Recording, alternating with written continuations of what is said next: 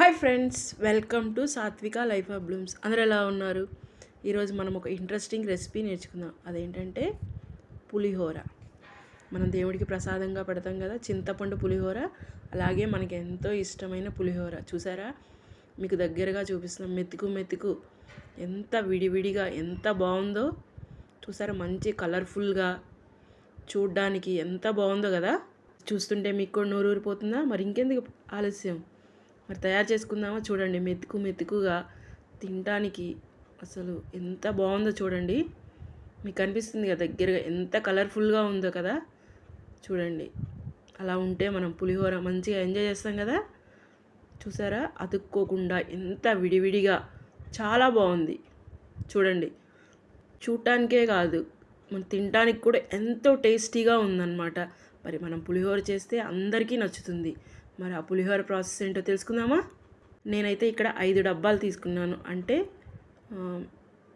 దగ్గర దగ్గర కేజీ ఉంటాయి అన్నమాట రైస్. కేజీ రైస్కి నేను 300 గ్రామ్స్ చింతపండు తీసుకున్నాను.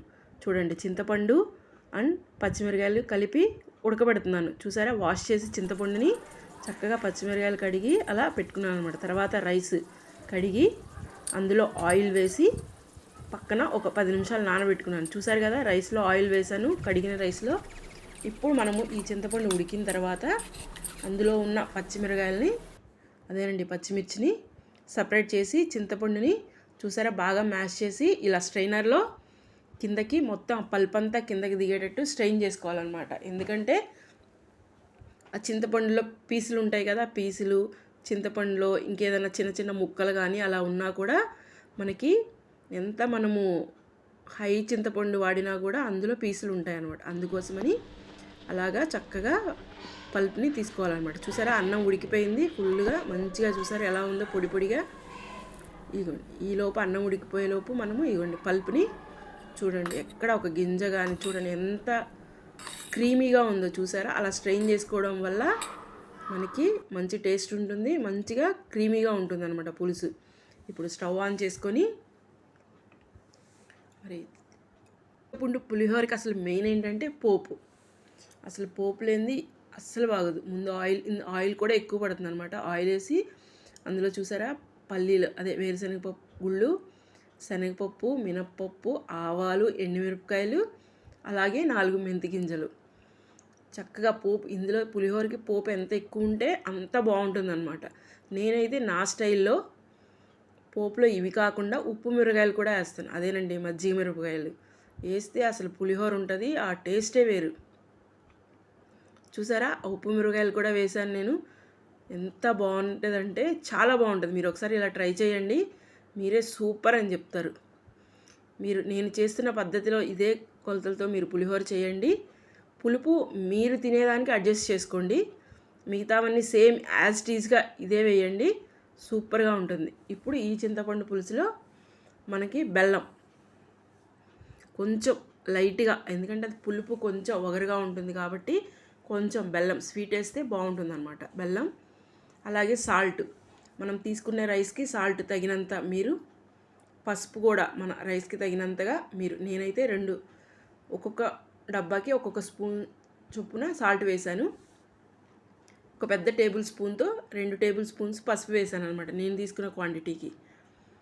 చూసారు కదా? అప్పుడు ముందుగా మనం సపరేట్ చేసి పెట్టుకున్నాం కదా పచ్చిమిర్చి, బాగా చింతపండులో ఉడికాయి కదా ఆ పులుపుకి.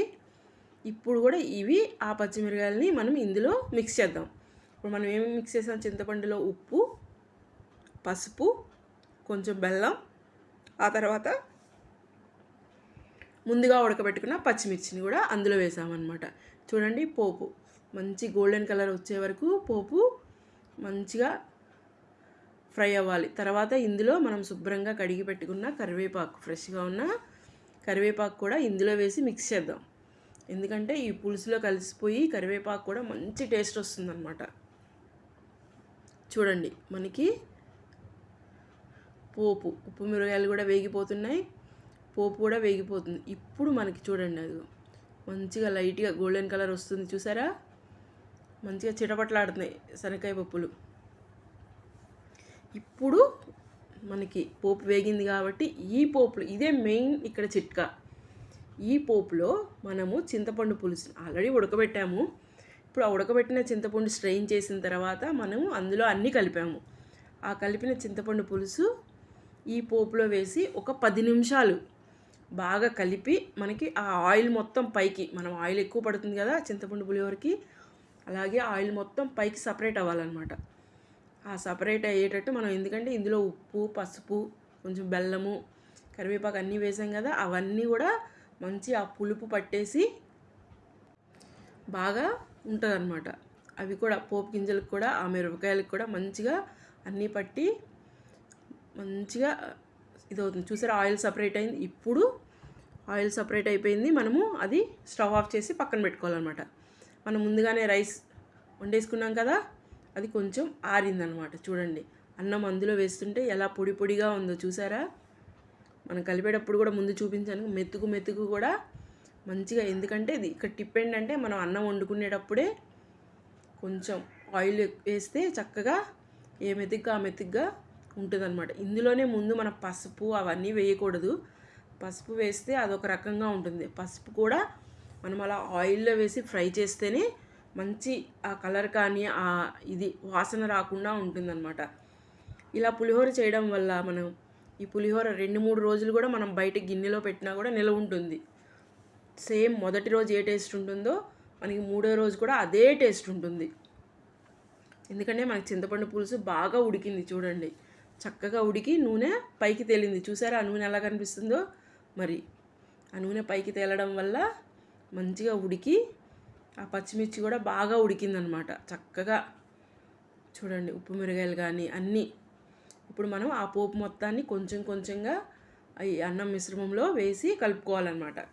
ఇప్పుడు మనం ఆ రైస్ కుక్కర్లో వండిన అన్నంని చక్కగా ఒక పెద్ద బౌల్ తీసుకొని, అంటే బౌల్ అంటే ఫ్రీగా మనకి అందులో కలపడానికి కన్వీనియంట్గా ఉండదు కాబట్టి ఫ్రీగా ఉండే ఒక బౌల్ తీసుకొని అందులో మనము అన్నం ట్రాన్స్ఫర్ చేసుకున్నాం అనమాట. ట్రాన్స్ఫర్ చేసుకున్న అన్నంలో ఈ చింతపండు పులుసు ఉంది కదా, మన పులిహోర పేస్ట్, ఇదే మెయిన్ అనమాట. దీన్ని మనము చక్కగా కలుపుకున్నాం.